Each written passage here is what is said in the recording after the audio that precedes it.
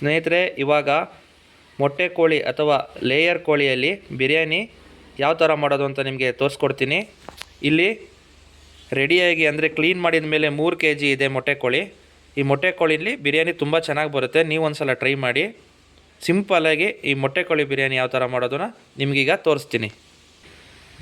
ಇವಾಗ ಕುಕ್ಕರ್ಗೆ ಸ್ವಲ್ಪ ಬಿಸಿಯಾದ ನಂತರ, ಜಾಸ್ತಿ ಬೇಡ, ಒಂದು ಸ್ವಲ್ಪ ಎಣ್ಣೆ ಹಾಕಿ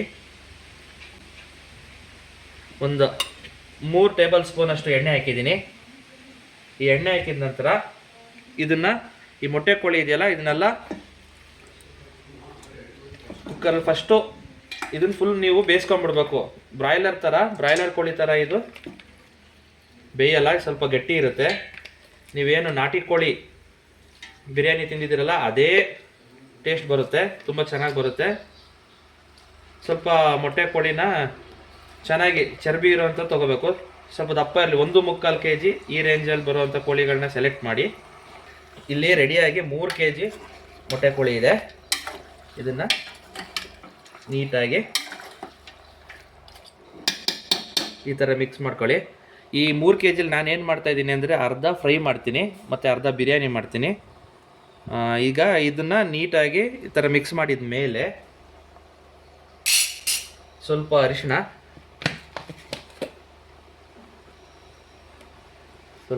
ಹಾಕೋಣ.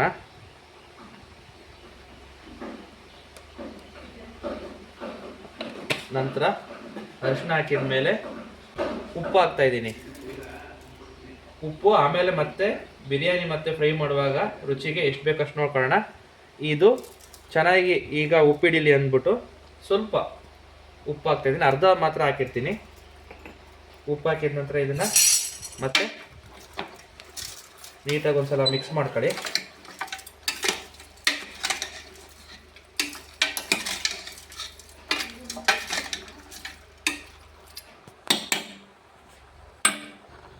ಇವಾಗ ಅರಿಶಿಣ ಎಲ್ಲ ಹಾಕಿ ಮತ್ತು ಉಪ್ಪು ಹಾಕಿ ನೀಟಾಗಿ ಮಿಕ್ಸ್ ಮಾಡಿದ್ದೀನಿ. ಸ್ವಲ್ಪ ನೀರು ಹಾಕೋತಾ ಇದ್ದೀನಿ.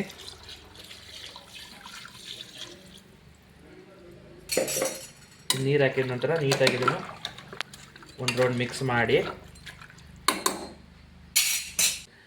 ಇದು ಎಲ್ಲ ನೀಟಾಗಿ ಫ್ರೈ ಆದಮೇಲೆ ಈ ಕುಕ್ಕರಲ್ಲಿ ಫ್ರೈ ಆಗಬೇಕು.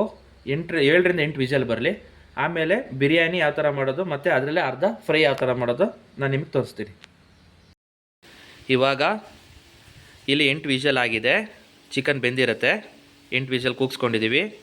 ಬಿರಿಯಾನಿಗೆ ಬೇಕಾಗಿರೋ ಸಾಮಗ್ರಿಗಳು: ಈರುಳ್ಳಿ, ಬಿರಿಯಾನಿ ಮಸಾಲ, ನಿಂಬೆಹಣ್ಣು, ಹಸಿಮೆಣಸಿನ್ಕಾಯಿ, ಟೊಮೆಟೊ, ಸ್ಪೈಸಸ್ಸು, ಅದೇ ಬಿರಿಯಾನಿ ಸ್ಪೈಸಸ್ ಅಂದರೆ ಅಂಗಡಿಯಲ್ಲಿ ಸಿಗುತ್ತೆ, ಅದೇ ಸಾಕು. ಮೆಂತ್ಯ ಸೊಪ್ಪು, ಪುದೀನ, ಕೊತ್ತಂಬರಿ ಸೊಪ್ಪು, ಎಣ್ಣೆ, ಮತ್ತು ಅದಕ್ಕೆ ನಾವು ಅರಿಶಿಣ, ಚಿಲ್ಲಿ ಪೌಡರು ಮತ್ತು ಉಪ್ಪು, ಶುಂಠಿ ಬೆಳ್ಳುಳ್ಳಿ ಪೇಸ್ಟ್ ಇದೆ. ಈಗ ಮೊಟ್ಟೆ ಕೋಳಿಯಲ್ಲಿ ಬಿರಿಯಾನಿ ಯಾವ ಥರ ಮಾಡೋದು ಅಂತ ನಿಮಗೆ ತೋರಿಸ್ತೀನಿ. ಇವಾಗ ಒಂದು ಪಾತ್ರೆಗೆ ಎಣ್ಣೆ ಹಾಕೊಳ್ಳೋಣ. ಇನ್ನೊಂದು ಸ್ವಲ್ಪ ಬೇಕಾಗತ್ತೆ. ಈಗ ಎಣ್ಣೆ ಸ್ವಲ್ಪ ಇದು ಬಿಸಿ ಆಗಲಿ. ಇವಾಗ ಎಣ್ಣೆ ಸ್ವಲ್ಪ ಬಿಸಿ ಆದ ನಂತರ ಅದಕ್ಕೆ ಫ್ಲೇವರ್ಗೋಸ್ಕರ, ಅಂದರೆ ಒಳ್ಳೆ ಫ್ಲೇವರ್ ಬರುತ್ತೆ, ಪುದೀನ ಸೊಪ್ಪು ಹಾಕ್ತಾಯಿದ್ದೀನಿ. ಈ ಎಣ್ಣೆಯಲ್ಲಿ ನೀವು ಪುದೀನ ಸೊಪ್ಪು ಹಾಕೋದ್ರಿಂದ ಬಿರಿಯಾನಿಯಲ್ಲಿ ಮಿಂಟ್ ಫ್ಲೇವರು, ಈ ಪುದೀನ ಫ್ಲೇವರ್ ತುಂಬ ಚೆನ್ನಾಗಿ ಬರುತ್ತೆ. ಈಗ ಪುದೀನ ಸೊಪ್ಪು ಹಾಕಿದ ನಂತರ ನಾನೇನು ಸ್ಪೈಸಸ್ ತೋರಿಸ್ದೆ, ಬಿರಿಯಾನಿ ಸ್ಪೈಸಸ್ ಹಾಕ್ಬೇಡ. 1 ಪ್ಯಾಕೆಟ್ ಸಾಕು. ಚಕ್ಕೆ, ಲವಂಗ, ಕಸೂರಿ ಮೇಥಿ, ಈ ಬಿರಿಯಾನಿ ಎಲೆ ಇದೆ. ಇದನ್ನು ನೀಟಾಗಿ ಈ ಥರ ಫ್ರೈ ಮಾಡ್ಕೊಳ್ಳಿ. ಇವಾಗ ಬಿರಿಯಾನಿ ಸ್ಪೈಸಸ್ ಎಲ್ಲ ಫ್ರೈ ಆದ ನಂತರ ಇದಕ್ಕೆ ಈರುಳ್ಳಿನ ಹಾಕ್ತಾಯಿದ್ದೀನಿ. ತೆಳ್ಳಗೆ ಕಟ್ ಮಾಡ್ಕೊಳ್ಳಿ ಈರುಳ್ಳಿನ.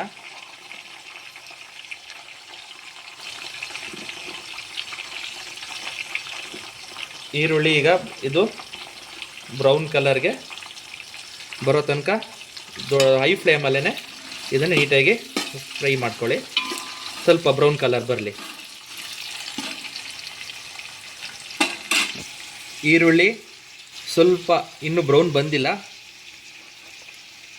ಅದರ ಜೊತೆಗೆ ಹಸಿಮೆಣ್ಸಿನ್ಕಾಯಿ ಹಾಕ್ತಾಯಿದ್ದೀನಿ. ಒಂದು 7ರಿಂದ 8 ಅಥವಾ ಒಂದು 10 ಹಸಿಮೆಣ್ಸಿನ್ಕಾಯಿನ ಹಾಕ್ತಾಯಿದ್ದೀನಿ. ಇದನ್ನು ಕೂಡ ನೀಟಾಗಿ ಫ್ರೈ ಮಾಡ್ಕೊಳ್ಳಿ. ಈಗ ಹಸಿಮೆಣ್ಸಿನ್ಕಾಯಿ ಹಾಕಿದ ನಂತರ ಇದಕ್ಕೆ ಶುಂಠಿ ಬೆಳ್ಳುಳ್ಳಿ ಪೇಸ್ಟ್ ಹಾಕೋತಾ ಇದ್ದೀನಿ. ಒಂದು 3 ಸ್ಪೂನು ಶುಂಠಿ ಬೆಳ್ಳುಳ್ಳಿ ಪೇಸ್ಟನ್ನ ಹಾಕ್ತಾಯಿದ್ದೀನಿ. ಫ್ರೆಶ್ ಆಗಿ ಮಾಡ್ಕೊಳ್ಳಿ ಶುಂಠಿ ಬೆಳ್ಳುಳ್ಳಿ ಪೇಸ್ಟು, ಆವಾಗ ನಿಮಗೆ ಬಿರಿಯಾನಿ ಟೇಸ್ಟು ತುಂಬ ಚೆನ್ನಾಗಿ ಬರುತ್ತೆ. ಈ ಅಂಗಡಿದಲ್ಲಿ ಹಾಕಬೇಡಿ, ಮನೆಯಲ್ಲೇ ಶುಂಠಿ ಬೆಳ್ಳುಳ್ಳಿ ಪೇಸ್ಟ್ ಮಾಡ್ಕೊಳ್ಳಿ. 2 ಇಡೀ ಬೆಳ್ಳುಳ್ಳಿಗೆ 1 ಇಡೀ ಶುಂಠಿ ಸಾಕು. ಅಳತೆ ಅದೇ ಥರ ತಗೊಳ್ಳಿ. 2 ಇಡೀ ಬೆಳ್ಳುಳ್ಳಿ, 1 ಇಡೀ ಶುಂಠಿ. ಸ್ವಲ್ಪ ಈ ಹಸಿ ವಾಸನೆ ಹೋಗಲಿ. ಈಗ ಶುಂಠಿ ಬೆಳ್ಳುಳ್ಳಿದು ಹಸಿ ವಾಸನೆ ಹೋಗಿದೆ. ಆವಾಗ ಸ್ವಲ್ಪ ಟೊಮೆಟೊನ ಹಾಕೊಳ್ಳೋಣ.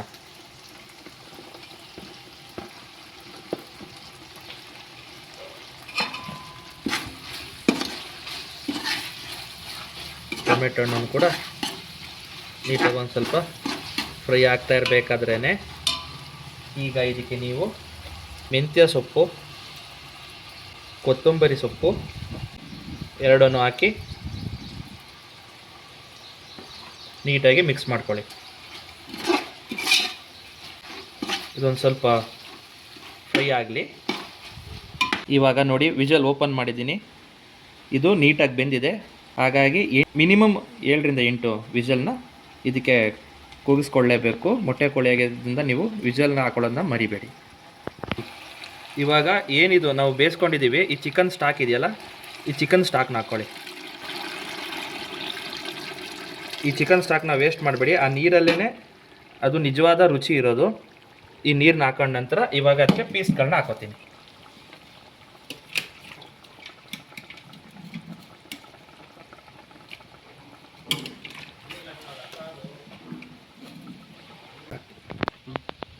ಇವಾಗ ಬಿರಿಯಾನಿಗೆ ಒಂದು 60% ತೊಗೊಂಡಿದ್ದೀನಿ. ಇನ್ನು 40% ಅಷ್ಟು ಇದನ್ನು ಬಿರಿಯಾನಿಗೆ ಗ್ರೇವಿಗೋಸ್ಕರ ಒಂದು ಫ್ರೈ ಮಾಡೋಣ ಅಂತ ಇದನ್ನು ಇಟ್ಕೊಂಡಿದ್ದೀನಿ. ಈಗ ಬಿರಿಯಾನಿ ಯಾವ ಥರ ಮಾಡೋದು ನಿಮಗೆ ತೋರಿಸ್ತಾ ಇದ್ದೀನಿ. ಈಗ ಸ್ವಲ್ಪ ಉಪ್ಪು ಹಾಕೋಣ. ನಾನು ಬೇಯಿಸ್ಬೇಕಾದ್ರೆ ಉಪ್ಪು ಹಾಕಿದ್ದೀನಿ. ಈಗ ಇನ್ನೊಂದು ಸ್ವಲ್ಪ ಉಪ್ಪು ಮಾತ್ರ ನೀವು ನೋಡ್ಕೊಂಡು ಹಾಕೊಳ್ಳಿ. ಉಪ್ಪು ಹಾಕಿದ ನಂತರ ಇದನ್ನು ನೀಟಾಗಿ ಒಂದು ಸಲ ಮಿಕ್ಸ್ ಮಾಡ್ಕೊಳ್ಳಿ. ಈಗ ಇದು ಕುದಿ ಬರ್ತಾ ಇರಲಿ. ಈ ಟೈಮಲ್ಲಿ ನಾನು ಬಿರಿಯಾನಿ ಮಸಾಲಾನ ಹಾಕ್ತಾಯಿದ್ದೀನಿ. 2 ಸಣ್ಣ ಪ್ಯಾಕೆಟ್ ಬಿರಿಯಾನಿ ಮಸಾಲಾನ ಹಾಕ್ತಾಯಿದ್ದೀನಿ. ಈ ಬಿರಿಯಾನಿ ಮಸಾಲ ಜೊತೆಗೆ ಖಾರಕ್ಕೆ ಹಚ್ಚ ಖಾರದ ಪುಡಿಯನ್ನು ಹಾಕ್ತಾಯಿದ್ದೀನಿ. ಖಾರ ನಿಮಗೆ ಎಷ್ಟು ಬೇಕೋ ಅಷ್ಟು ನೋಡ್ಕೊಂಡು ಹಾಕೊಳ್ಳಿ. ನಾನಿಲ್ಲಿ ಹಚ್ಚ ಖಾರದ ಪುಡಿನ 1 ಸ್ಪೂನಷ್ಟು ಹಚ್ಚ ಖಾರದ ಪುಡಿ ಹಾಕಿದ್ದೀನಿ. ಖಾರ ಪುಡಿ ಹಾಕಿದ ನಂತರ ಇದನ್ನು ನೀಟಾಗಿ ಇದನ್ನು ಮಿಕ್ಸ್ ಮಾಡ್ಕೊಳ್ಳಿ. ಸ್ವಲ್ಪ ಕುದಿ ಬರಲಿ. ಈಗ ನೋಡಿ, ಅಕ್ಕಿನ ನೀರಲ್ಲಿ ನೆನೆಸಿಟ್ಟಿದ್ದೀನಿ.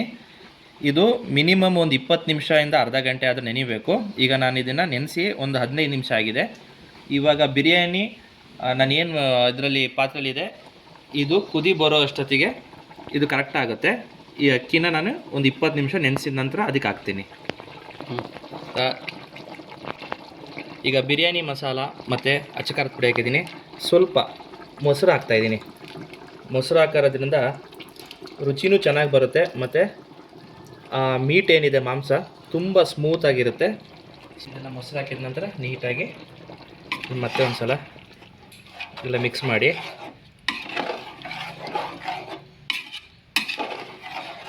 ಈಗ ನಾನು ಇದಕ್ಕೆ 20 ನಿಮಿಷ ನೆನೆಸಿಟ್ಟಿದ್ದಂಥ ಅಕ್ಕಿನ ಹಾಕ್ತಾಯಿದ್ದೀನಿ.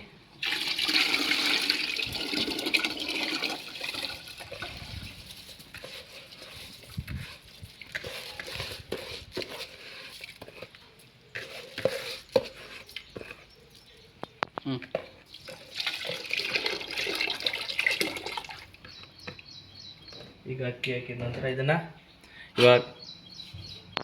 ಈಗ ಅಕ್ಕಿ ಹಾಕಿದ್ದೀವಿ, ಎಲ್ಲ ಒಂದು ಸಲ ನೀಟಾಗಿ ಮಿಕ್ಸ್ ಮಾಡಿ. ಈ ಹಂತದಲ್ಲಿ ನೀವು ಉಪ್ಪು ಹುಳಿ ಎಲ್ಲ ಕರೆಕ್ಟಾಗಿದೆಯಾ ಅಂತ ನೀವು ಒಂದು ಸಲ ಚೆಕ್ ಮಾಡ್ಕೊಬೇಡಿ. ಇದು ಕುದಿ ಬರಲಿ. ಇವಾಗ ಇದಕ್ಕೆ ಫೈನಲ್ ಒಂದು ನಿಂಬೆಹಣ್ಣು ಹಾಕೋತಾ ಇದ್ದೀನಿ.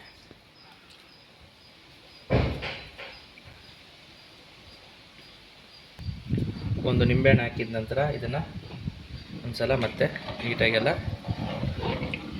ಮಿಕ್ಸ್ ಮಾಡಿ. ಇದು ದಮ್ ಹಾಕೋಕ್ಕೂ ಮುಂಚೆ ಸ್ವಲ್ಪ ನೀರೆಲ್ಲ ಕಮ್ಮಿ ಆಗಬೇಕು, ಆಮೇಲೆ ಇದನ್ನು ದಮ್ ಕಟ್ಟೋಣ. ಈಗ ಫೈನಲಾಗಿ ಈ ಟೈಮಲ್ಲೇ ನೀವು ಉಪ್ಪು ಹುಳಿ ಏನೇನು ಬೇಕು ಎಲ್ಲ ಈ ಟೈಮಲ್ಲೇ ನೀವು ಅದನ್ನು ಸೇರಿಸ್ಕೋಬೋದು. ಈಗ ನೋಡಿ, ಇದು ಸ್ವಲ್ಪ ನೀರೆಲ್ಲ ಕಮ್ಮಿ ಆಗಬೇಕು. ದಮ್ ಕಟ್ಟೋ ಮುಂಚೆ ಒಂದು ನಿಮಗೆ ತಳ ಹಿಡಿಬಾರ್ದು ಅಂದರೆ ಒಂದು ಟೆಕ್ನಿಕ್ ಇದೆ, ಸಿಂಪಲ್ಲಾಗಿ ಹೇಳ್ಕೊಡ್ತೀನಿ ನೋಡಿ. ಇದನ್ನು ಇನ್ನೊಂದು ಪಕ್ಕದ ಸ್ಟವಲ್ಲಿ ಒಂದು ಈ ಥರ ಹಂಚು ತಗೊಳ್ಳಿ. ಹಂಚು ಸ್ವಲ್ಪ ದಪ್ಪ ಇದ್ದರೆ ಒಳ್ಳೆಯದು. ಈ ಥರ ಹಂಚನ್ನ ದಮ್ ಇಡುವ ಮುಂಚೆ ಇದನ್ನು ಸ್ವಲ್ಪ ಬಿಸಿ ಆಗ್ಲಿಕ್ಕೆ ಬಿಟ್ಬಿಡುವ. ಇದು ಬಿಸಿ ಆಗ್ತಾ ಇರಲಿ. ನೋಡಿ, ಮಳೆ ಬರೋ ಥರ ಇತ್ತು, ಸಡನ್ನಾಗಿ ಬಿಸಿಲು ಬಂದಿದೆ. ಇವತ್ತು ಮಳೆ ಬರುತ್ತೆ ಅಂದ್ಕೊಂಡ್ವಿ. ಇದು ನಮ್ಮ ಮನೆ ಹೊರಗಡೆ ಇರುವಂಥ ಒಂದು ಕಿಚನ್ ಸೆಟಪ್ಪು. ನಾನ್ ವೆಜ್ನೆಲ್ಲ ಇಲ್ಲಿ ಮಾಡ್ತೀವಿ ನಾವು.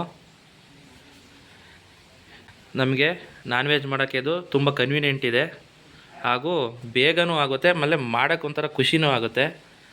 ಇದು ಹೊರಗಡೆ ಇರೋ ಕಿಚನ್ ಸೆಟಪ್ಪು. ಮನೆ ಒಳಗಡೆ ವೆಜ್ ಐಟಮ್ನೆಲ್ಲ ಇಲ್ಲೇ ಜಾಸ್ತಿ ಮಾಡೋದು.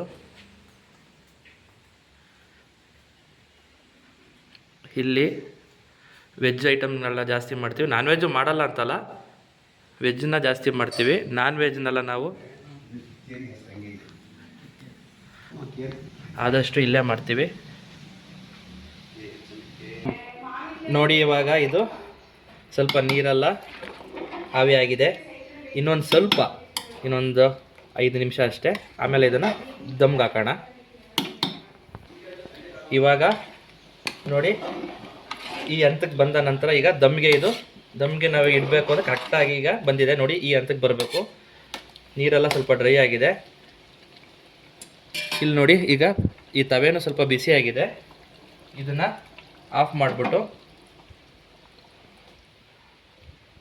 ಈ ತವ ಮೇಲೆ ಇಡ್ತಾ ಇದ್ದೀನಿ. ಈಗ ಈ ತವ ಮೇಲೆ ಇಟ್ಟ ನಂತರ ಈಗ ಇದನ್ನು ಫ್ಲೇಮ್ನ ಜಾಸ್ತಿ ಮಾಡ್ತಾ ಇದ್ದೀನಿ. ಇದು ಆಲ್ರೆಡಿ ಸ್ವಲ್ಪ ಬಿಸಿ ಮಾಡಿದ್ದೀನಿ, ತವ ಕಾದಿದೆ. ಈಗ ನೋಡಿ, ಇದನ್ನು ಫ್ಲೇಮ್ನ ಜಾಸ್ತಿ ಮಾಡಿದ್ದೀನಿ. ನೀಟಾಗಿ ಈ ಥರ ಮಿಕ್ಸ್ ಮಾಡಿಕೊಂಡು ಎಲ್ಲ ಇದನ್ನು ನೀಟಾಗಿ ಈ ಥರ ಮಾಡಿ ಕ್ಲೋಸ್ ಮಾಡಿ. ಈಗ ಐ ಫ್ಲೇಮಲ್ಲಿ ಇಟ್ಟಿದ್ದೀನಿ. ಈಗ ಇದನ್ನು ಕ್ಲೋಸ್ ಮಾಡೋಣ. ಕ್ಲೋಸ್ ಮಾಡಿದ್ದೀನಿ. ಇವಾಗ ಇದ್ರ ಮೇಲೆ ವೆಯ್ಟ್ ಇಟ್ಟಿದ್ದೀನಿ. ಹೈ ಫ್ಲೇಮಲ್ಲಿ 10 ಮಿನಿಟ್ಸು ಮತ್ತು ಲೋ ಫ್ಲೇಮಲ್ಲಿ 5 ಮಿನಿಟ್ಸು. ಒಂದು 15 ನಿಮಿಷ ಇದು ದಮ್ ಆಗಲಿ. ಆಮೇಲೆ ತುಂಬ ರುಚಿಯಾಗಿರೋ ಬಿರಿಯಾನಿ ನಿಮಗೆ ರೆಡಿಯಾಗಿರುತ್ತೆ. ಇವಾಗ ಇದು ದಮ್ ಕಟ್ಟಲಿ. ನಿಮಗೆ ಈ ರೆಸಿಪಿ ಇಷ್ಟ ಆದಲ್ಲಿ ನಮ್ಮ ಚಾನಲ್ನ ಸಬ್ಸ್ಕ್ರೈಬ್ ಮಾಡಿ, ಲೈಕ್ ಮಾಡಿ ಮತ್ತು ಶೇರ್ ಮಾಡಿ. ಇನ್ನೂ ಈಸಿಯಾಗಿರೋಂಥ ರೆಸಿಪೀಸ್ನ ನಿಮಗೆ ತೋರಿಸ್ಕೊಡ್ತೀನಿ. ಬಿರಿಯಾನಿ ಮತ್ತು ಚಿಕನ್ ಫ್ರೈ, ಮೊಸರು ಬಜ್ಜಿ ರೆಡಿ ಇದೆ. ಇವಾಗ ನೋಡಿ, ಟೇಸ್ಟ್ ಮಾಡ್ತಾರೆ. ಟೇಸ್ಟ್ ಮಾಡಿ.